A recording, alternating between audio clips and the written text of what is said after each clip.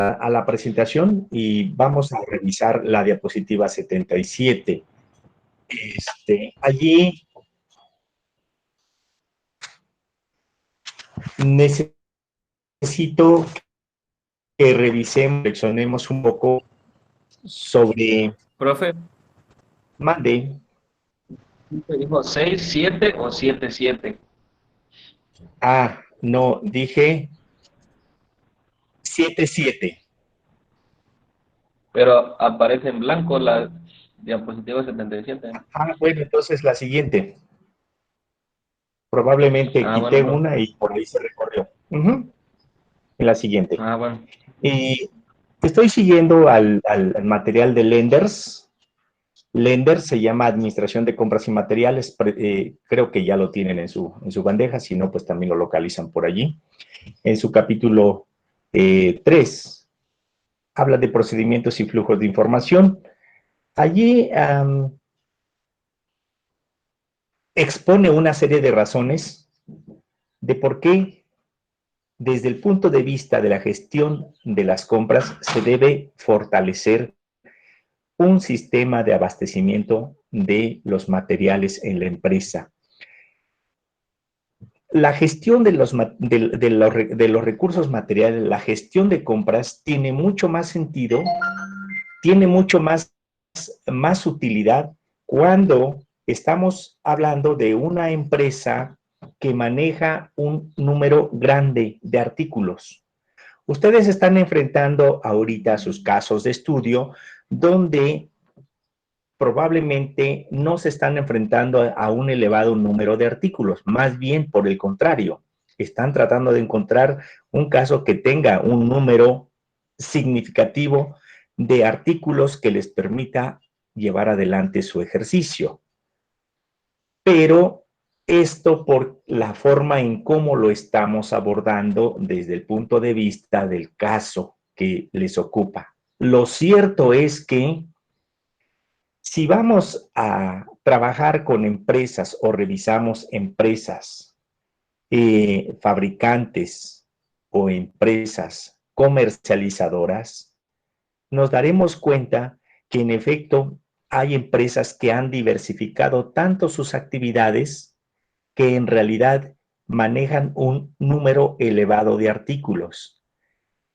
Y es allí donde la gestión de los recursos materiales tiene mucho más sentido, porque se requiere exactamente de implementar sistemas para el control de esos inventarios, de esos materiales, de esos artículos. En el entendido, como bien también ya alguien lo señaló en su documento de la entrega actividad del viernes anterior, señalaba que el 60% de las inversiones generalmente se encuentran involucradas en la compra de materiales para el proceso de producción. Y eso hace también muy necesario un control adecuado del sistema de abastecimiento. Por eso es necesario fortalecer un sistema de abastecimiento, porque un porcentaje alto de los recursos en forma de inversión se encuentra destinado a las compras. ¿Sí? Esa es otra gran razón para fortalecer un sistema de abastecimiento. Una tercera gran razón es porque necesitamos medir, controlar, mejorar y auditar los sistemas de abastecimiento de materiales de la empresa con la finalidad de administrar mejor, con la finalidad de corroborar que nos estamos dirigiendo a los objetivos de la organización. Porque lo que no se puede medir, no se puede controlar. Y lo que no se puede controlar, no se puede mejorar. Y lo que no se puede mejorar, tampoco se puede auditar. Eso no nos permite llegar a ningún lado. Es importante, entonces, que se pueda medir, controlar, mejorar y auditar. Que se puedan hacer las auditorías precisamente de estos sistemas, pero basados en indicadores de desempeño, en los famosos KPIs por sus siglas en inglés. Los KPIs no son más que indicadores. Indicadores de desempeño que vamos a tener que dar seguimiento, que miden el desempeño, se les da el seguimiento y además se pueden controlar para ver que efectivamente estamos dirigiéndonos en el sentido correcto, hacia la eficacia. De lo contrario, pues va a ser muy, muy complicado poder proponer áreas de mejora, cómo mejorar el sistema de abastecimiento. Sí, eso tiene consecuencias severas en el desempeño del área que deseamos controlar, que quiere decir que la gestión de las compras, el abastecimiento de los recursos materiales, podría presentar una serie de quiebres de stock debido a precisamente en que no sabemos exactamente ni dónde estamos. Y eso seguramente en sus ejercicios lo van a poder ir constatando. Las empresas que mejor controlado tienen su sistema de abasto son aquellas empresas que tienen una forma de medir, pero también una forma de mejorar sus sistemas. Y por último, otra de las razones para fortalecer un sistema de abastecimiento es que, dado que allí existe mucho dinero invertido, también sucede que es un área que genera mucho valor para la empresa a través de una contribución a la operación efectiva de la empresa. ¿Sí me explico? Se trata de que al ser un área que recibe mucha inversión, si se lleva una buena gestión del abastecimiento de los materiales para la empresa, se puede contribuir de manera positiva a las operaciones efectivas de la empresa. Por lo tanto, es un área que genera valor para la empresa. Por lo tanto, entonces, el sistema de abastecimiento, por lo tanto, la gestión de los materiales de la empresa es un área estratégica para la empresa. Es un área estratégica. Y cuando hablo de que es un área estratégica, es un área clave, generadora de valor para la empresa. Tome nota de todo esto que he venido diciendo y voy a avanzar a las siguientes diapositivas. Las etapas del sistema de compra ya lo vimos. Aquí, por supuesto, está un poquito más amplio, pero finalmente son las etapas del sistema de compras como tal. Ya lo vimos. Aquí voy a pasar, me interesa ir a lo que es compras internacionales. Hemos estado situándonos dentro del contexto de compras nacionales y yo quiero que vayamos, hay mucho material aquí sobre propiamente selección de proveedor, hay criterios de selección del proveedor, algunos esquemas, una pregunta clave, ¿cuánto debo comprar? Eso lo retomaré más adelante. Quiero ir a la diapositiva 132, seguramente lo tienen ustedes. Y ahora voy a seguir a otro autor. Bueno, es el mismo Lenders, pero ahora con otro capítulo. Lenders y compañía, Administración de Compras y Materiales, capítulo 12. Compras en el extranjero. ¿Sí? Chequen ese capítulo, revisen ese capítulo, lean ese capítulo, por favor. Necesitan tener muy fresca esta información. Ya se ubicaron, compras en el extranjero, es el encabezado. Ya, profe. Ah, correcto. Bueno, pues entonces, si ya estamos allí, vamos a ver de qué trata. Hemos hablado mucho en el contexto nacional, pero ahora tenemos que hablar en el contexto internacional. Ya les había comentado que cuando somos una empresa, generalmente nos proveemos tanto de empresas nacionales, pero también nos proveemos de empresas que están fuera del país. Cuando el proveedor se encuentra fuera del país, entonces hablamos de que necesitamos hacer compras en el extranjero. Por lo tanto, necesitamos importar materiales porque están fuera del país. A ese proceso se le llama importación. Tenemos que importar. Y no se utiliza este término de importación cuando nuestro proveedor está en Tijuana y nosotros estamos en la Ciudad de México. No se dice importar porque estamos dentro del mismo territorio nacional. El término importar se utiliza exclusivamente cuando la compra está fuera del país y el proveedor está en otro país que no es México, en este caso. Esto es en primera instancia muy importante porque sí me lo han confundido este término en otros cursos y me hablan de importación a nivel nacional entre estados y eso no es una importación, eso son compras nacionales. Así que decía que cuando los proveedores se encuentran fuera del territorio nacional, tenemos que hacer compras en el extranjero y hay diferentes mecanismos para hacer esas compras, ¿sí? Generalmente no se hacen compras de forma directa, sobre todo cuando se trata de materiales para el proceso de producción y cuando se trata de compras que son recurrentes. Se utilizan intermediarios para hacer esas compras, importadores, ¿sí? Pero para llevar a cabo esas compras, evidentemente hay ventajas y desventajas respecto de las compras nacionales, como todo en la vida, hay ventajas y hay desventajas. Eh, pero regresaré en un momento más a hablar de las ventajas y desventajas.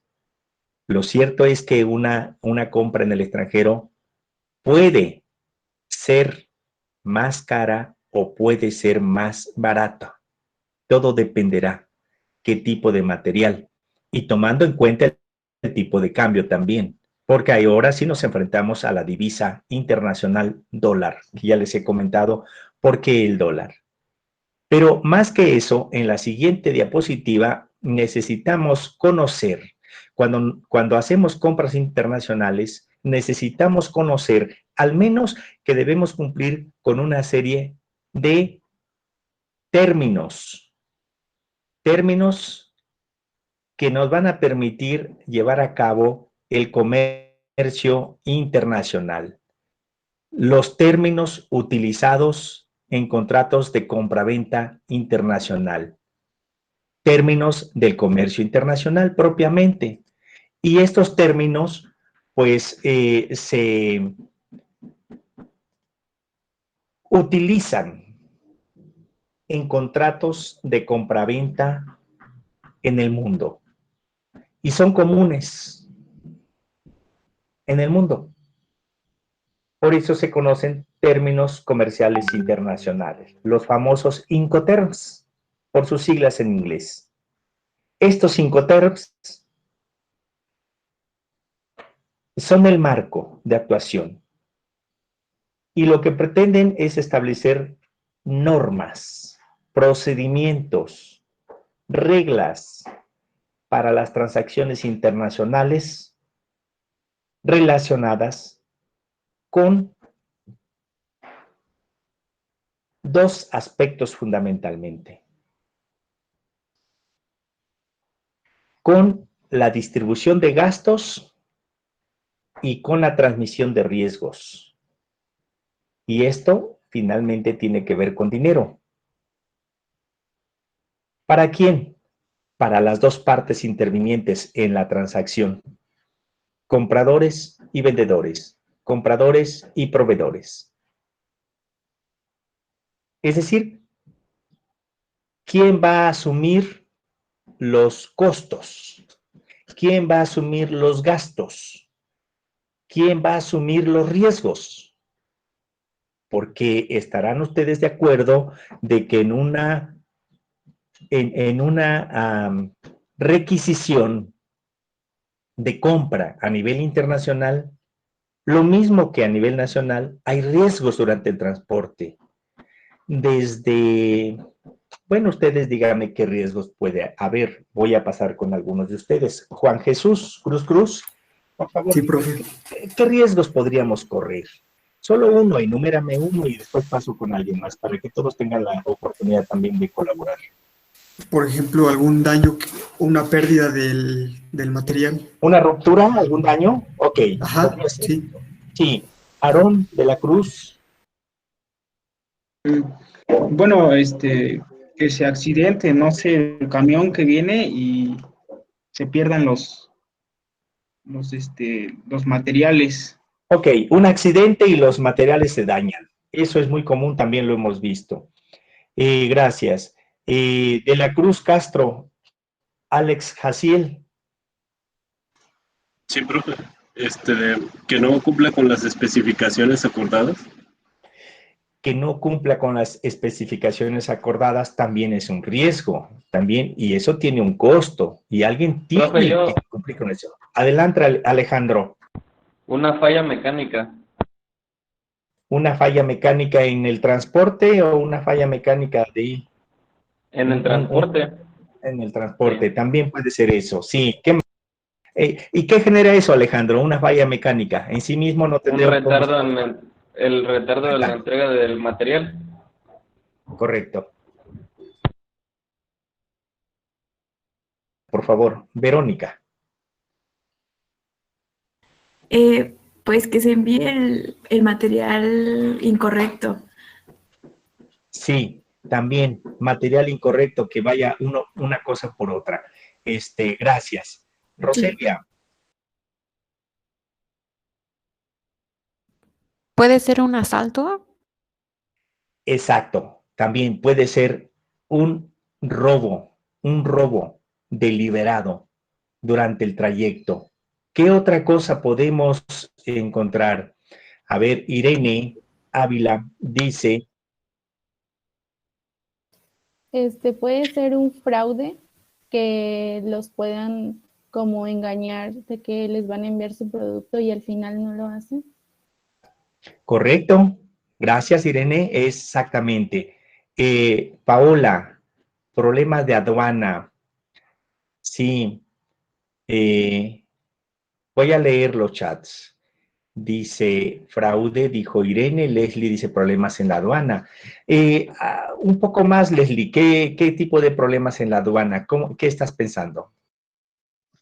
Por ejemplo, hay algunos materiales que tienen que darse de alta para poder ser ingresados a un país extranjero.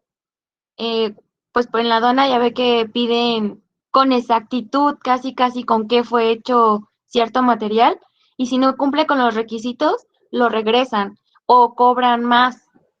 ¿O lo retienen simplemente? Ajá. Claro que sí, hasta que no se demuestre con documentos, lo que decíamos, el acompañamiento de esa carga. Tiene que probarse todos esos documentos. Generalmente eso sucede porque quien hace la importación le falta esa experiencia, ese camino recorrido, y generalmente se enfrenta a ese tipo de problemas. Gracias, Leslie. Virginia, pérdida de tiempo en la obtención de permisos, certificaciones. Sí, por supuesto. Abunda un poco más, Martínez Castro. Pues es la pérdida de dinero y tiempo que se requiere para introducir un material tal vez al país. Bueno, igual y aquí en México no estamos tan regulados, pero cuando México quiere introducir algún material a Estados Unidos, le piden ciertas normas o certificaciones o estudios antes de dejar entrar algún producto a ese país. Por supuesto. Claro que sí. Gracias. Sigo con César Augusto. Amplía un poco más tu idea también. En el momento de que se va Bueno, si es en embarcaciones, en algunos momentos se puede ir perdiendo la mercancía mientras lo van transportando de autobús al barco, del barco otra vez a autobús hasta que llega a la empresa. Claro, sí, eso también puede suceder. Pérdida de material en el transcurso, ya sea por robo, ya sea porque en la aduana les recogieron, les retuvieron algo y pues ya se perdió. Y Luis Diego, que se extravíe, por supuesto, también puede pasar eso, que se extravíe, ya sea de manera intencionada o no. Jorge dice, en esos casos hay seguros. ¿Seguros en caso de perder o robar una compra? Claro que sí. Aquí lo que estoy tratando de decir es a cargo de quién va, a cargo del comprador o a cargo del vendedor. Ese es el dilema y para eso están los términos de comercio internacional, los Incoterms. Justamente de eso, como ustedes verán, sí hay mucho que tratar en este sentido para establecer quién va a pagar esos costos. Claro, hay seguro, pero el seguro no es gratis. Alguien lo tiene que contratar, alguien lo tiene que pagar. Y aquí la pregunta es, ¿lo paga el proveedor? ¿Lo paga el comprador? ¿Lo pagan ambos? Ese es el punto. Para eso existen los términos de intercambio, los términos los términos internacionales, los términos comerciales internacionales. Ana Karen, retardo en la entrega por cualquier situación, por cualquier imprevisto también. Confusión en la entrega, entregar una cosa por otra, dice Luz. Carlos, un accidente en carretera y pérdida del material, también eso es posible. Jesús Enrique, catástrofe natural que no estaba prevista, por ejemplo, un huracán, el barco en el que se transportaba simplemente tuvo un accidente y bueno, pues ahí una pérdida. Anaí dice extravío durante la exportación, por supuesto. Alex Jaciel, las tasas de cambio. Sí, por supuesto, también las tasas de cambio tienen mucho que ver en esto, ya que estamos en una economía donde los tipos de cambio pues están variando de manera continua, a veces a la alza, a veces a la baja. Entonces lo que hace un momento fue, al rato ya no lo es. Entonces todo eso tiene que ver mucho para establecer estos cargos. Bien, regreso a la diapositiva. Entonces, estoy en la diapositiva 135, si no me equivoco, términos comerciales. Regreso para precisar y enfatizar que los términos comerciales internacionales establecen los parámetros, las normas, los procedimientos para las transacciones internacionales relacionadas con la distribución de dos aspectos: gastos, lo que son costos, y la transmisión de los riesgos. Son dos aspectos clave y en ambos casos es dinero. Costos previstos, en primer lugar, ¿sí? Porque el transporte cuesta, porque el embarque cuesta, dependiendo del tipo de transporte que se utilice, es el costo, ¿sí? Para hablar de tipos de transporte, pues pueden ser terrestres, marítimos, aéreos, ¿sí? En terrestres se dividen en propiamente, puede ser tráiler, puede ser tren, ¿sí? En marítimos puede ser barco, en aéreo pues es avión, no hay más, ¿sí? Entonces todo dependerá por donde viaje. Hay costos, lo que son los gastos. ¿Quién los paga y hasta dónde es su responsabilidad? Después, hay riesgos. Todo lo que ustedes señalaron son riesgos durante el transporte de los materiales y esos riesgos, ¿quién los asume? Por lo tanto, entonces, estos términos comerciales internacionales necesitan establecer quién va a pagar esos costos y quién y en dónde se transmiten los riesgos. ¿Al comprador? ¿Al proveedor? Y bueno, Pues ese es el tema fundamental en toda operación de importación o exportación. Ahora bien, el término importación debe quedar muy claro en ustedes que proviene cuando provienen los materiales de un país distinto a México. Ese es el punto. Ahora, una exportación es lo contrario. Cuando un fabricante nacional quiere vender a otro país. Y entonces ahí se enfrenta a este concepto de exportación. Y el procedimiento es inverso. Ahora, lo que se debe, entonces, también a través de los términos comerciales internacionales, ponerse de acuerdo los costos, quién va a asumir los costos y hasta dónde va a asumir los costos y la transmisión de los riesgos. Entonces, importación y exportación son transacciones internacionales, solo que la primera cuando viene de un país hacia México y la exportación es cuando sale del país los productos o los materiales hacia otras naciones.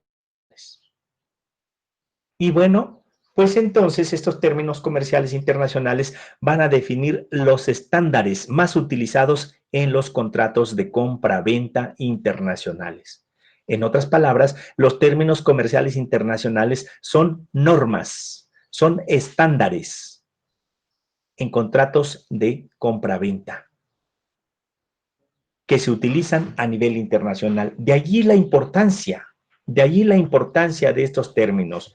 Ahora voy a la siguiente diapositiva. Dicen que estos términos deben aparecer junto al precio de exportación, indicando el lugar exacto donde se transfieren las responsabilidades. Sí, ya que una compraventa es un contrato, ya sea a nivel nacional o a nivel internacional, sobre todo cuando las compras son recurrentes y las compras suelen ser de materiales que son costosos, generalmente van acompañados de ese contrato del que les había ya hablado.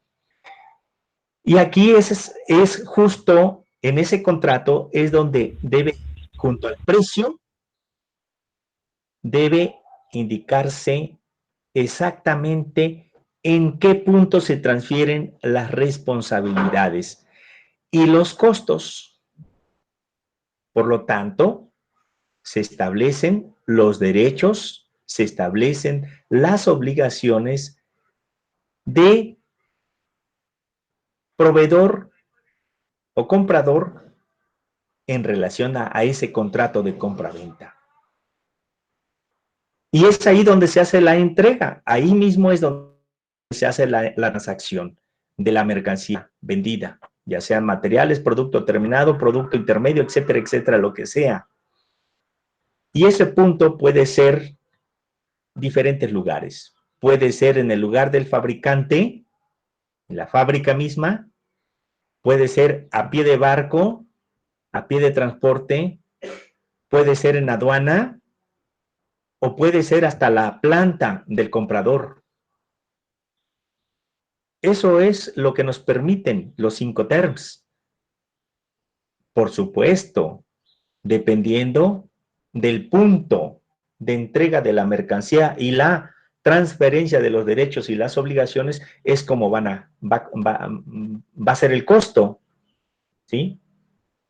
El costo está en relación al punto de entrega.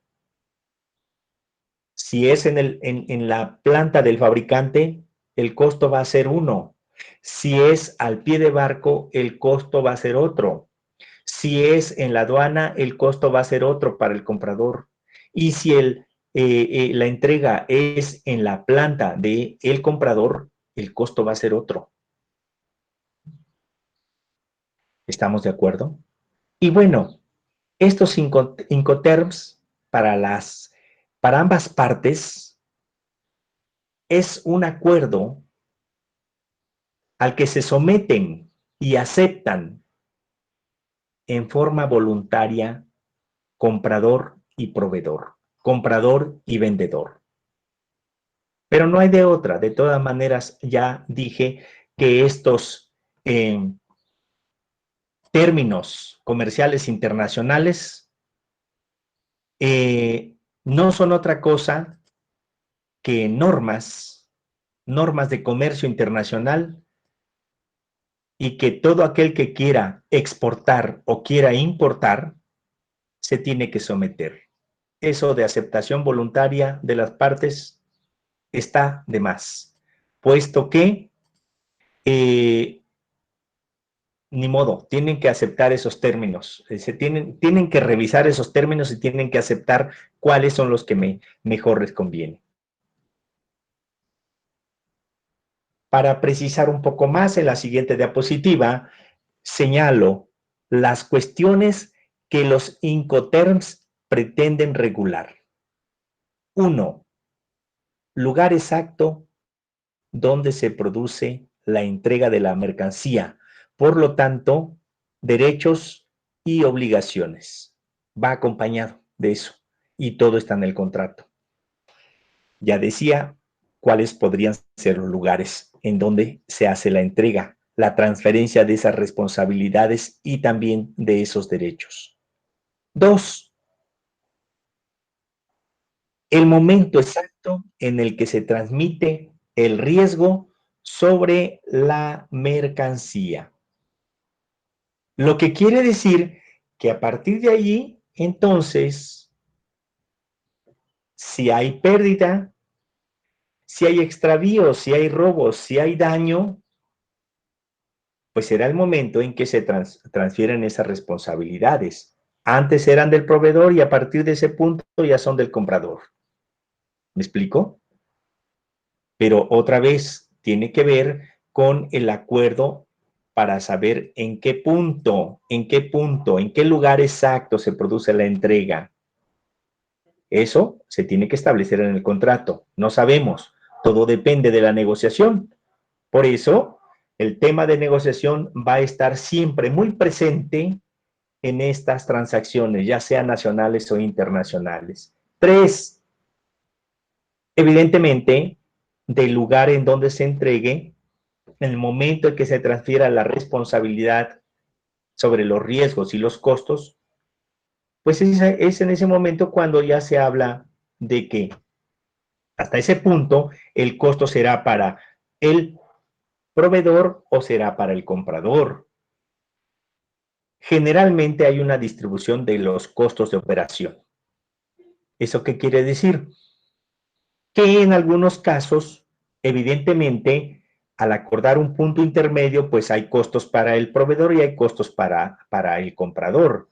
Entonces, se habla de una distribución de los costos de la operación. Y generalmente ese tipo de operaciones comerciales, los costos se distribuyen entre ambas partes. Recuerden que la mejor negociación es cuando se practica la filosofía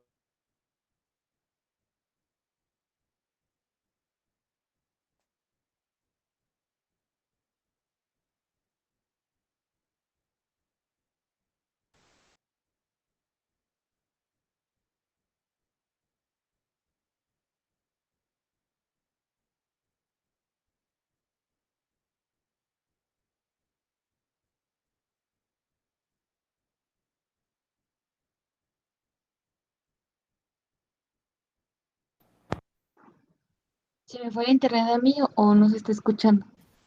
El No se del está profe se escuchando. fue. Sí, se Gracias. puede, profe. Sí, ya se fue. Ya se salió.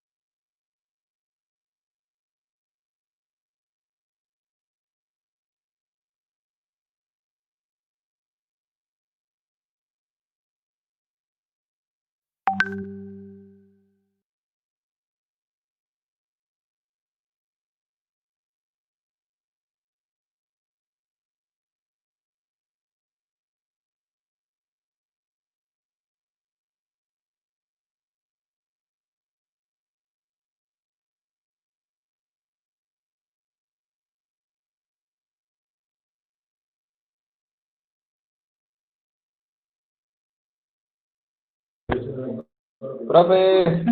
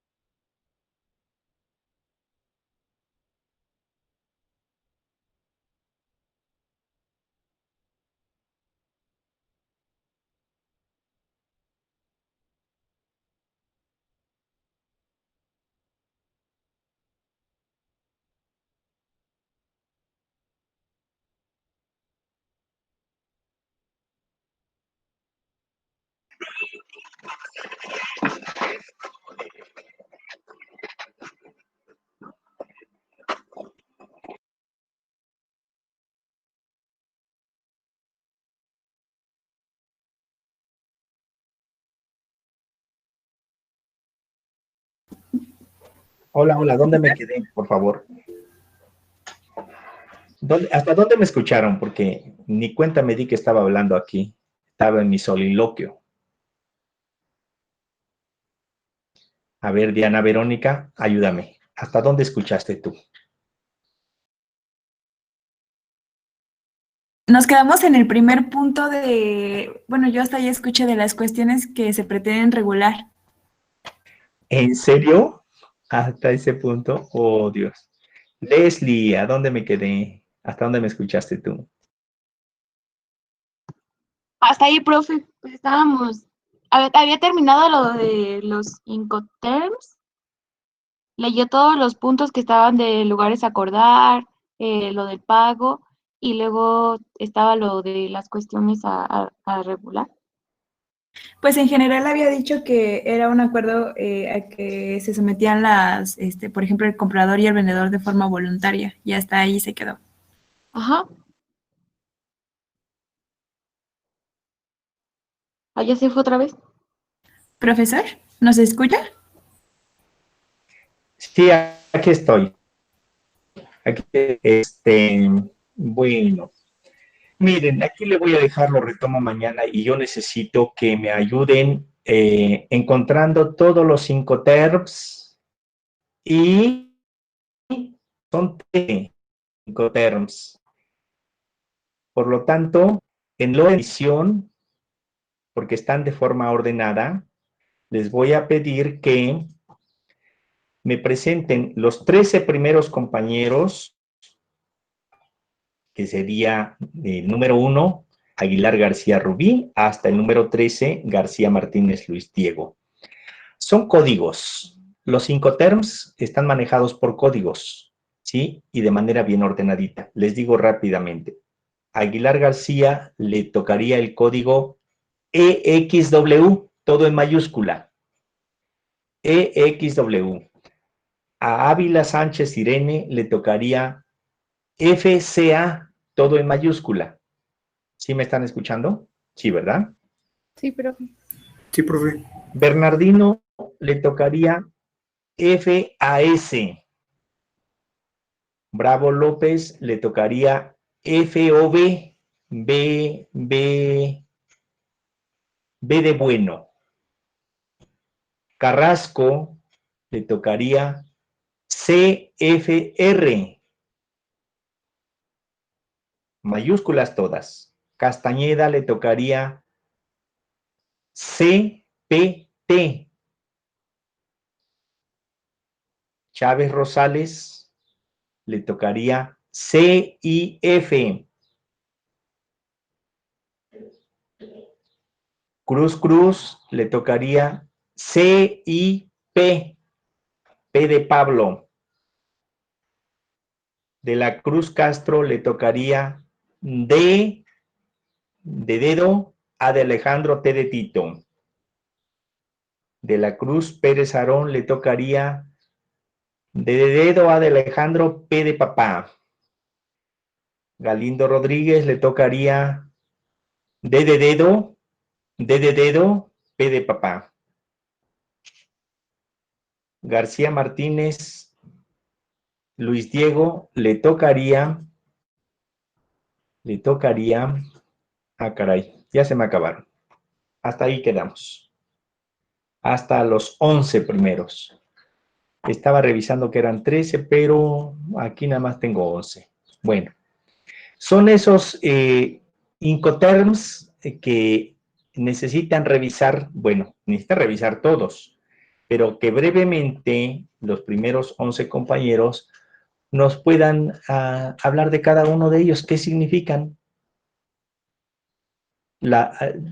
Primero, digan qué significa. Generalmente estos están en inglés, pero hay que hacer la traducción en español, qué significan y su descripción, que está ampliando su significado en cada uno de ellos. Es breve, pero sí es necesario. Bueno, yo les voy a dejar aquí un material que está en línea y donde pueden ampliar esto. Copia. Y se los voy a dejar en su cuenta de correo. Por decir así, donde pueden empezar a buscar, pero en realidad decía que hay mucho más material. Aquí pego y ahí les dejo esto. ¿Sí? Transporte y logística nacional. Y ahí dice, está el enlace. Y por ahí pueden empezar a buscar y lo demás lo complementan con sus búsquedas.